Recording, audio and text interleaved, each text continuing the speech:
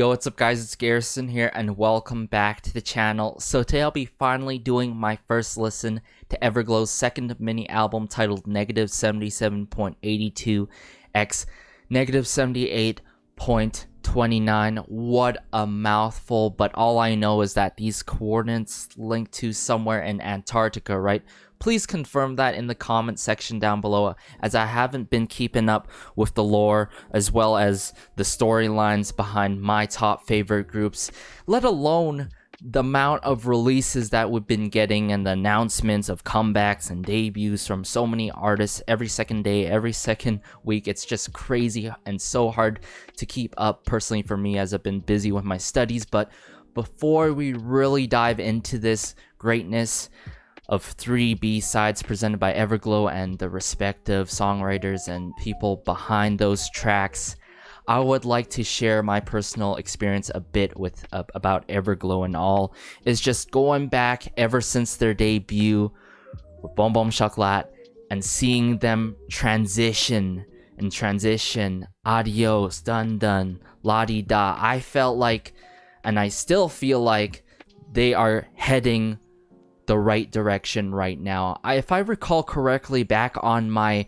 MV reaction, I said this is what we needed: more synthwave type music. I mean, I've said it before in the past too. We need more city pop. We need more retro feeling releases and synthwave. We've seen city pop heavily by Yukika and her journey in the scene right now with her career. As of recently, we've seen synthwave by Taemin, his latest track for Criminal, and now we've seen synthwave by Everglow and their track LADIDA, more upbeat. I love how there's a mysterious side to it, but there's that powerful and empowering confidence that is brought by Everglow's presence during the MV and throughout their vocals and throughout the instrumentals of the track and all. But guys, enough talk. Let's just get into the first listen now, shall we? Alright, so this first track is titled Untouchable. Now, a lot of my friends have been linking the performance video, and I'm like, guys, please be patient, wait. I gotta do the first listen here before checking out the performance. It's great to see that they've decided to promote a B-side alongside with their title track LADIDA. But guys, I'm be honest here, I am biased when it comes to track listing. Seeing a track listing picture or hearing a medley and seeing the names behind these tracks before listening to these songs, let alone, you know, it's just that if I see notable names, I'm like, this is gonna be good, right? Because I'm seeing David Anthony, Nerman, Anne, Ronnie. I know that Nerman, Anne, and Ronnie come from a company, a label called D-Sign Music. They have heavily worked with SM artists, and they've been done like amazing tracks as of recently, such as, if I recall correctly, is Bazooka by Gowon Sonya. But David Anthony, shoutouts to David Anthony. David Anthony, if you're watching this, shoutouts to you. As it feels like I've been gravitating to David Anthony's tracks that he composes or arranges at the same time. The likes of Weekly's Hello, which is pretty recently. That's hands down my favorite title track on that. Their mini album. The likes of Luna's So What, working with XO CBX. Oh My Girl's Liar, the list goes on. He has a YouTube channel himself, and he has a great video about mixing and all. But I am so ready to get into this, okay? Enough talk. Let's go.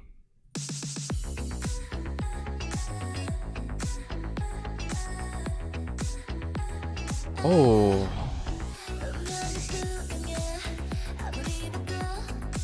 Let's start with Aisha.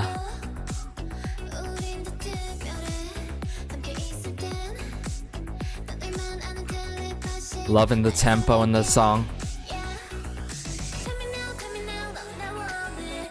Ooh.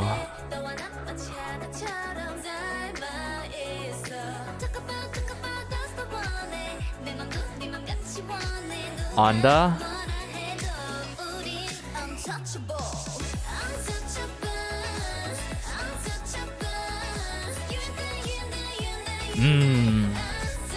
I'm loving the attitude in this one. But how they're delivering these lines throughout the instrumental. Ooh, Iran.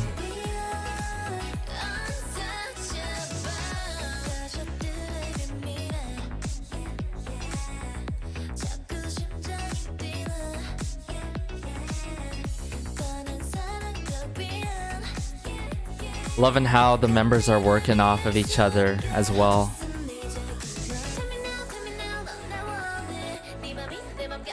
Xian's part is so memorable, like tell me down, tell me now. And Onda.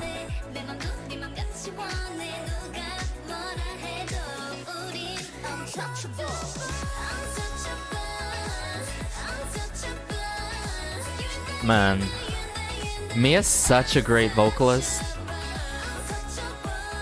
But I really like how their vocals really shine in this track. Like, as much as I'm drawn to the instrumental, they're really shining.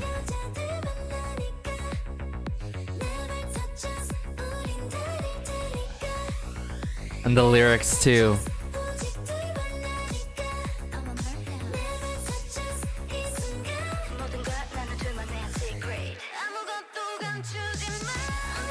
Ooh, love the effect used there. Woo.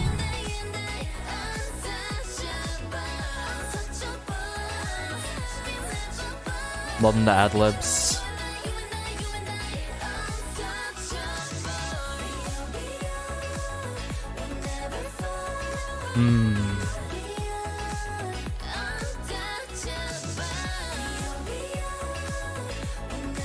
I love how smooth this track is, like texture-wise.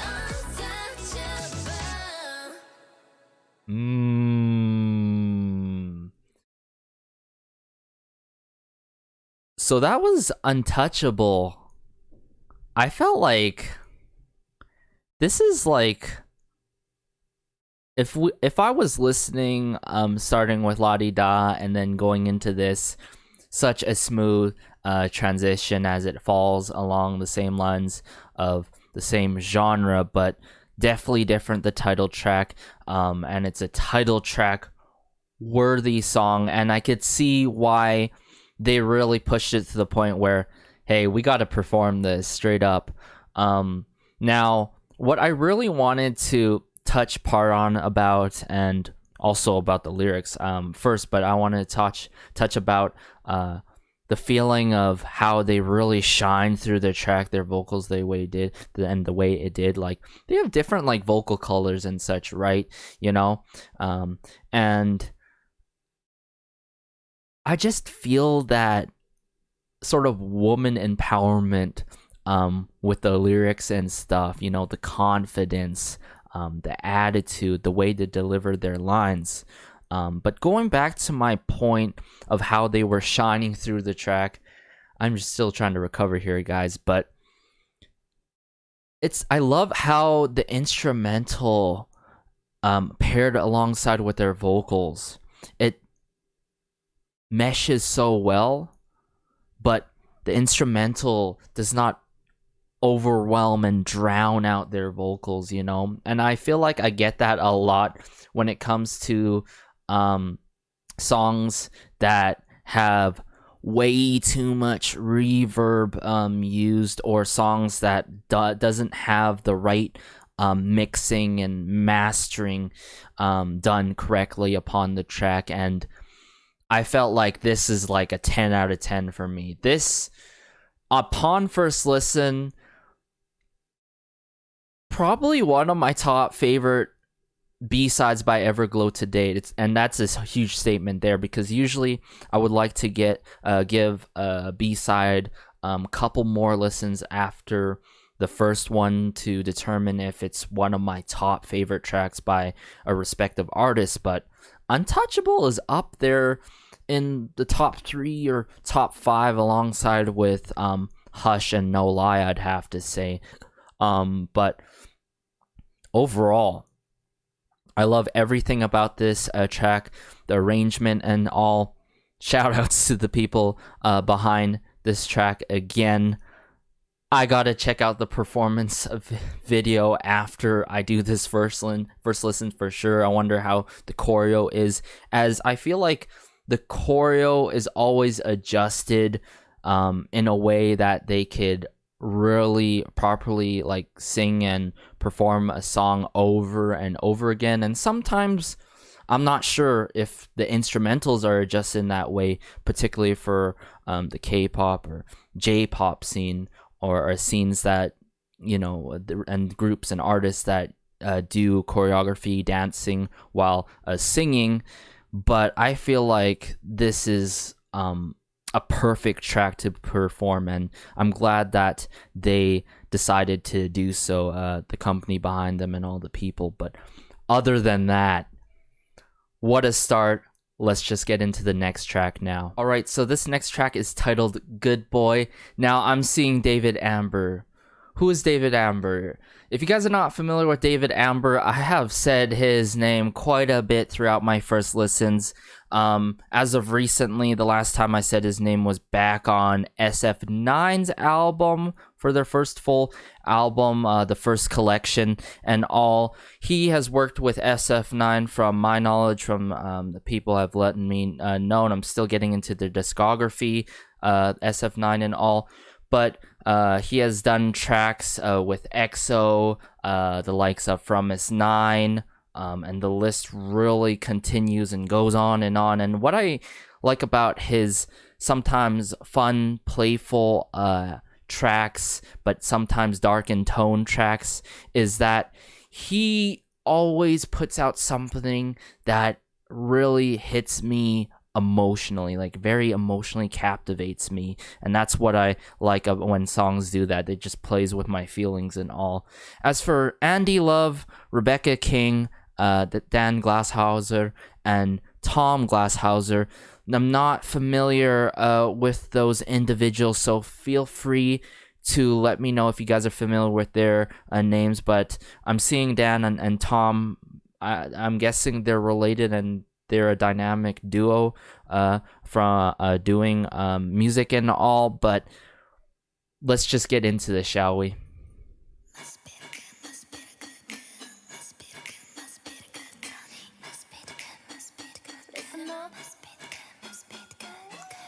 Whoa.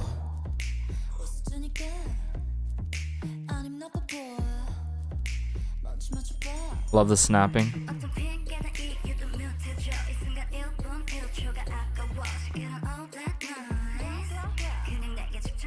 Interesting. Love the sort of the breathing, the airy breathing.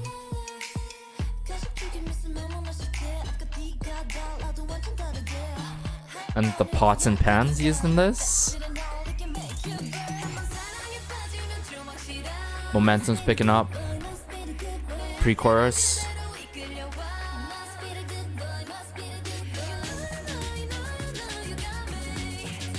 Oh.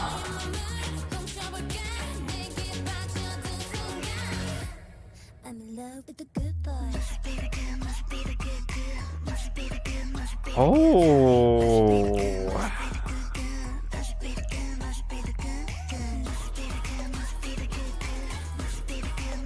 It's somewhat playful, but this is quite dark. It's time for a relation to ring ring.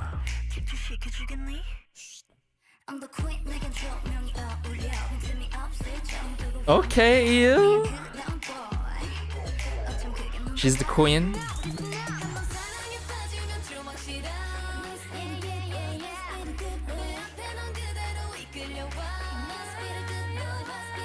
Ooh. Let's steal your heart.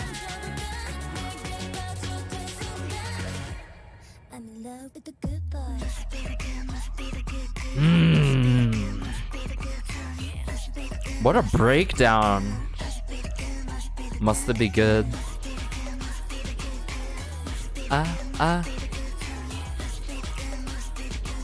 Interesting.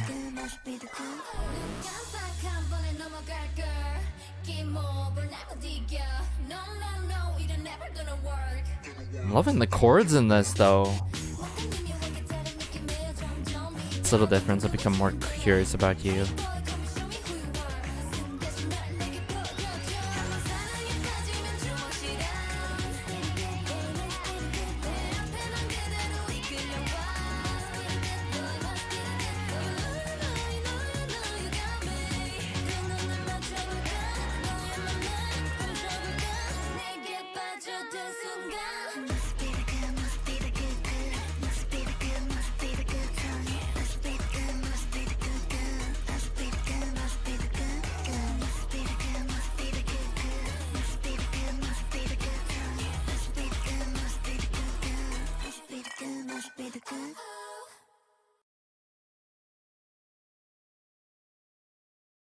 Interesting.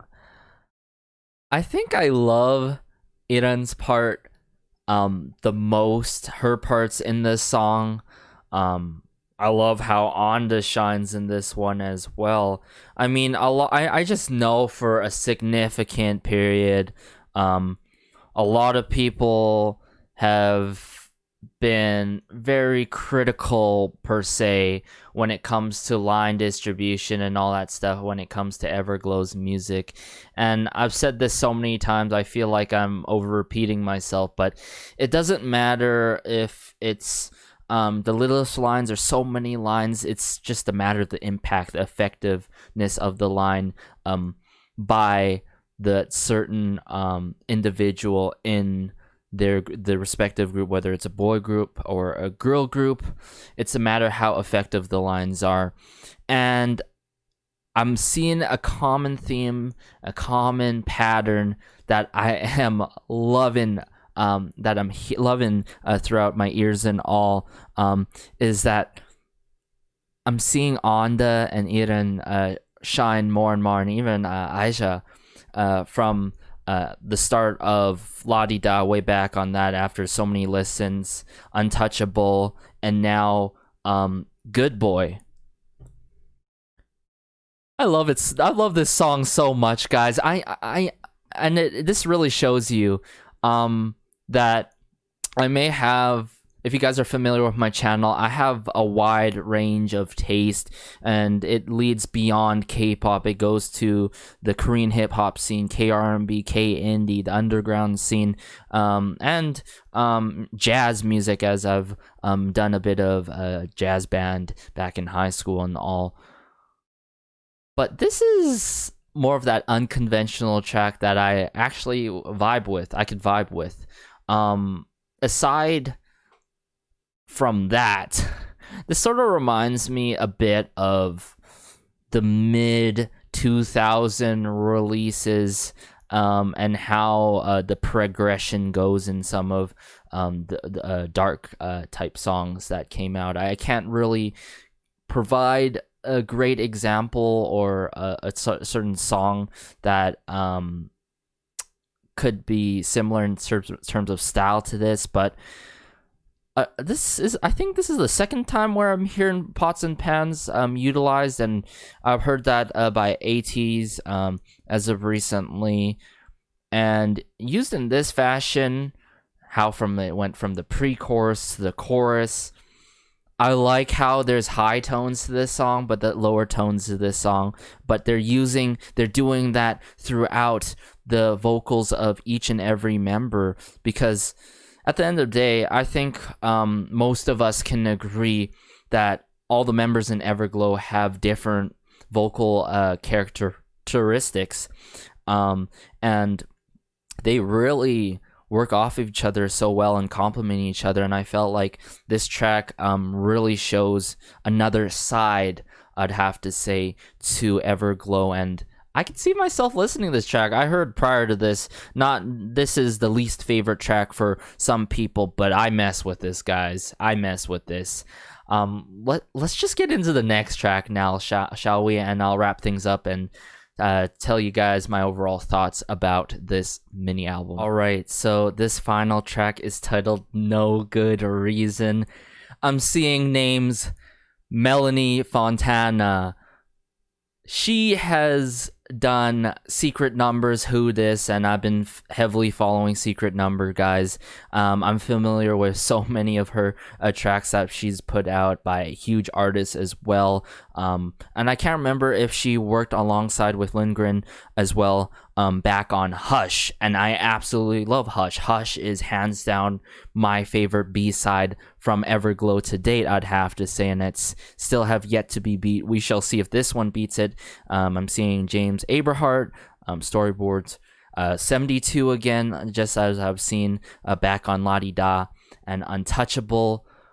But let's just get into it, shall we?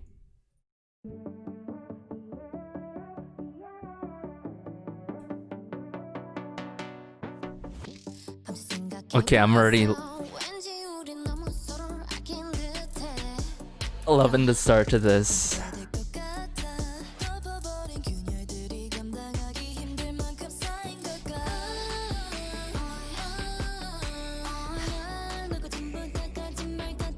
The delivery of the vocals.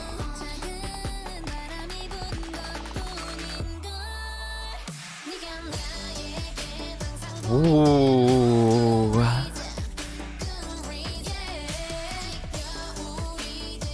It's too early to become winter. No good reason.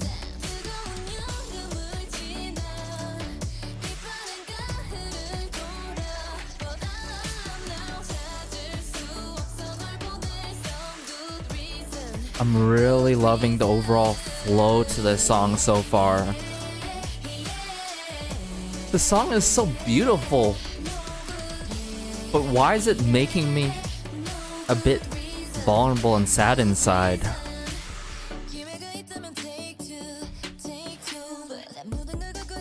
Oh my goodness, Aisha. Loving the synths in this. Anda?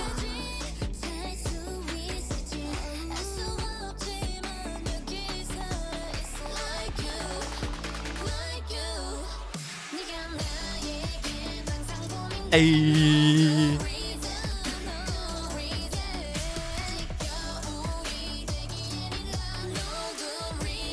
There's a nice pop and bounce to this track in the chorus.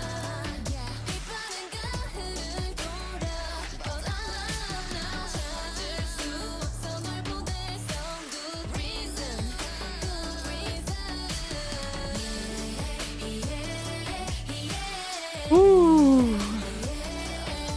What a vibe.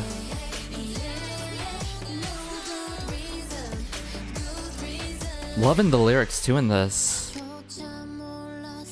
Oh, these piano chords.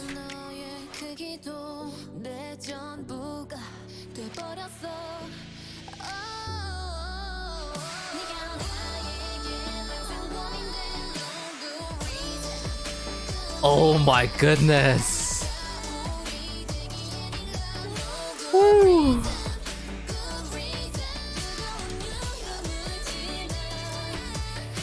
This is hands down my favorite B-side by Everglow. I'm calling it right now.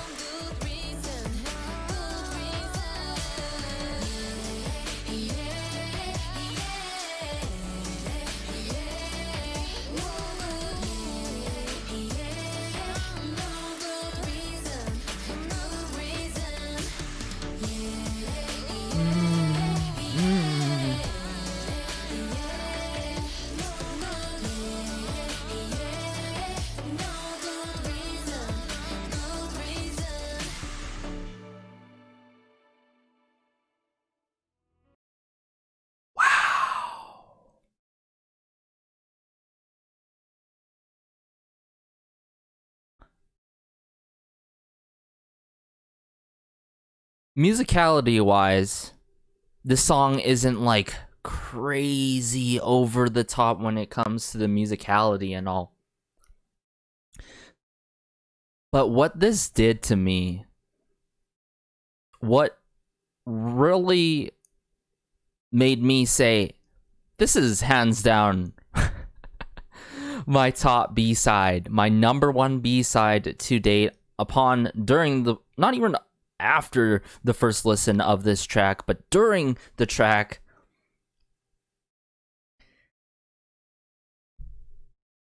That it being my number one song is how it plays with my emotions when it comes to a B-side or a title track by any group that does it the way it did. What it just did. How it's bright, but there's that yearning behind the vocals, the delivery, somewhat melancholy and all. I just straight up love it, you know? And hey, first couple seconds, I'm like, I have a really good feeling about this. I'm like, oh snap. Yeah, this is my favorite B-side. But what I really want to add on to, even though this may not be really one of like the top in terms of musicality and all top tracks, I love how straightforward, straight to the point, and simple the melody is in the chorus. It's so clean and refined. Even though it's so simple, it is so effective, guys. And I felt like, I feel like this distribution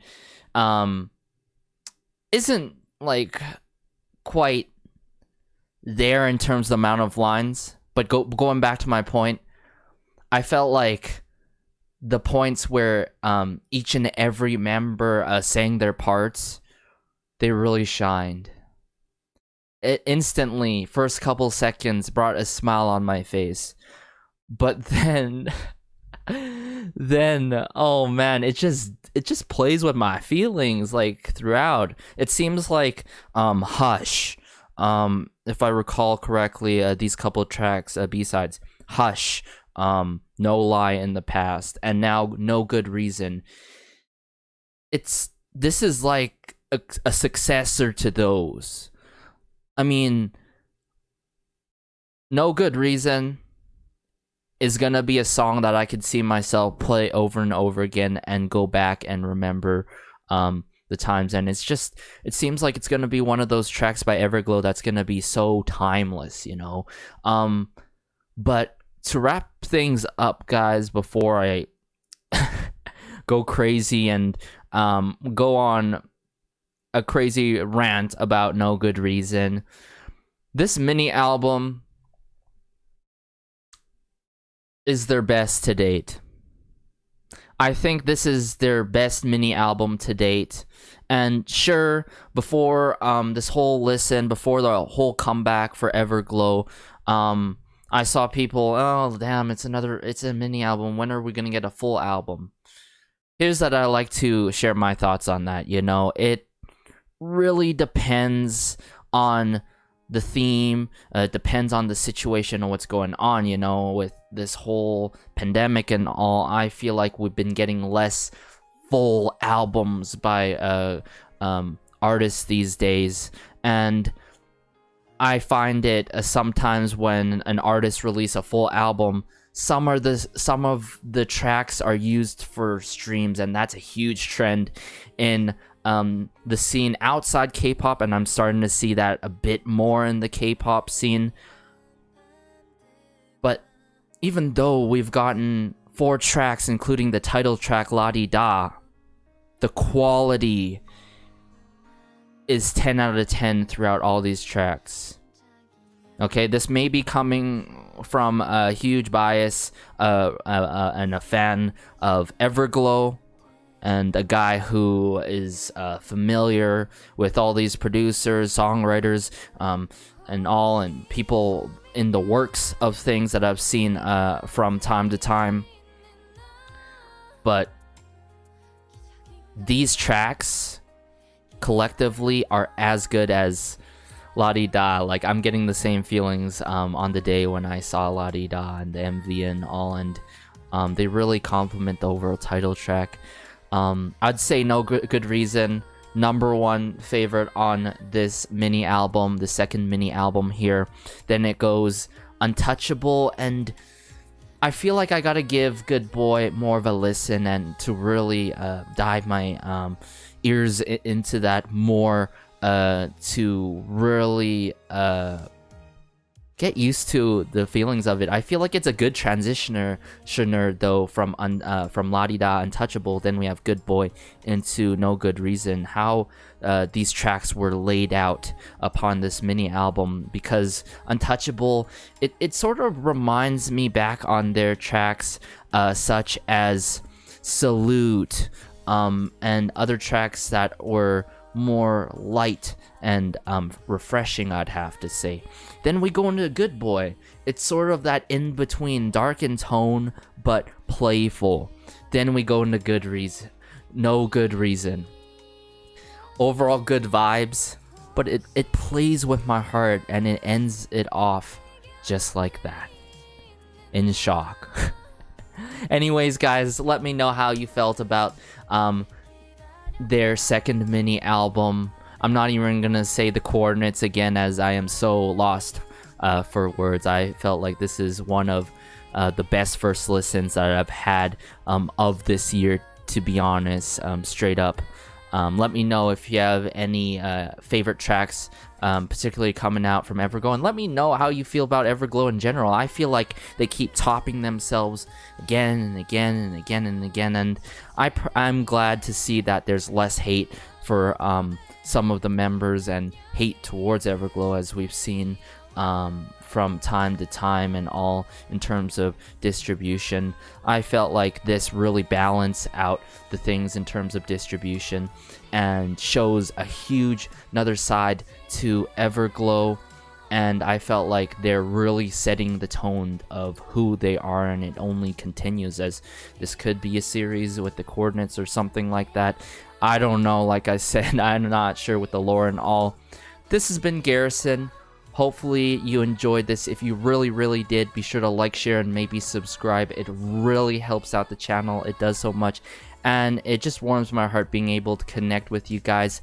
But anyways, guys, like I say most of the time in my videos, be sure to educate yourselves of what is truly saddening and what's going on in the world right now.